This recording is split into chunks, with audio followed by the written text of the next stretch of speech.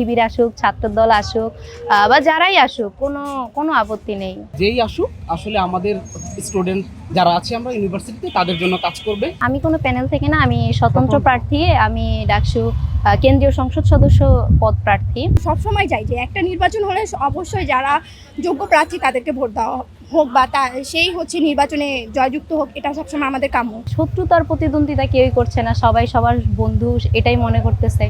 তো মানে এখন পর্যন্ত উৎসব মুখর একটা পরিস্থিতি আছে এখানে, এখনো কোনো বিশৃঙ্খলা দেখা যায়নি।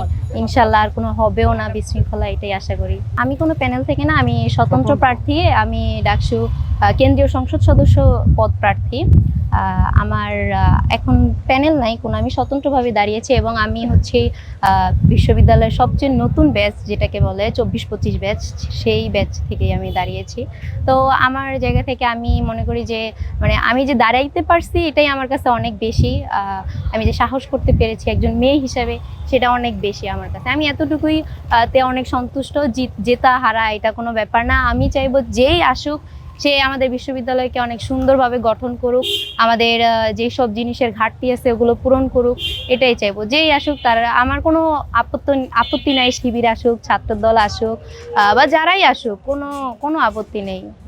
আসবে সুন্দরভাবে বিশ্ববিদ্যালয়ে কন্ট্রোল করবে, এটাই চাই। আমাদের সাথে কর্তৃপক্ষের সেতুবন্ধন করবে, এটাই চাই তাদের কাছে, আর কিছুই। কেউ জেনে শুনে কেন আচরণবিধি লঙ্ঘন করবে? এটা জানা কথাই যে যদি আচরণবিধি লঙ্ঘন করে, কোনো প্রার্থী যদি করে, তাহলে তার প্রার্থিতা বাতিল হবে। তো সেই জায়গা থেকে সবাই খুবই সতর্ক।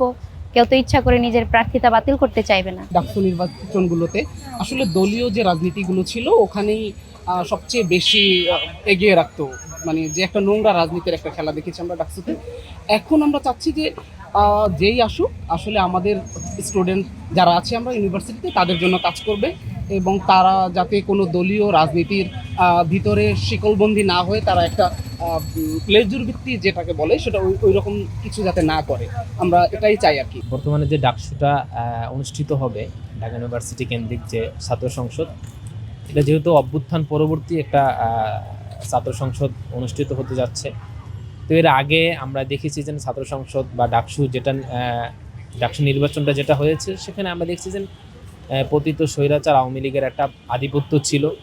তারপরও নুরু ভাই যে কোনোভাবে হোক ছাত্রদের মাধ্যমে বিজয় অর্জন করেছে, কিন্তু আমরা দেখেছি যে ঢাকা ইউনিভার্সিটি যেমন সে প্রভাব বিস্তার করতে পারে নাই বা কাজকর্ম ফ্রিলি করতে পারে নাই, তার জন্য কষ্টকর হয়ে গিয়েছে। তা আমরা মনে করি অভ্যুত্থান পরবর্তী ইউনিভার্সিটিটা বিভিন্ন রাজনৈতিক বলয় বা আধিপত্য থেকে একটু স্বাধীন আছে।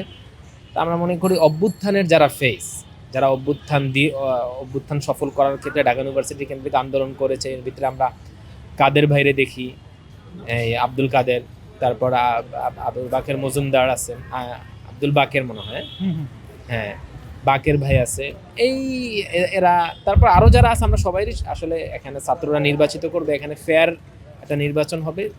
আমরা মনে করি ছাত্ররা যাকে বিজয় করবে তারাই বিজয় অর্জন করবে। সেক্ষেত্রে আমার ব্যক্তিগত চাওয়া পাওয়া হলো অভ্যুত্থানের যারা অভ্যুত্থানের নেতৃত্ব দিয়েছেন, এর ভিতরে হলো আব্দুল কাদের এবং বাকের ভাই, এরা হতে পারে, আমাদের জন্য এটা ভালো হবে।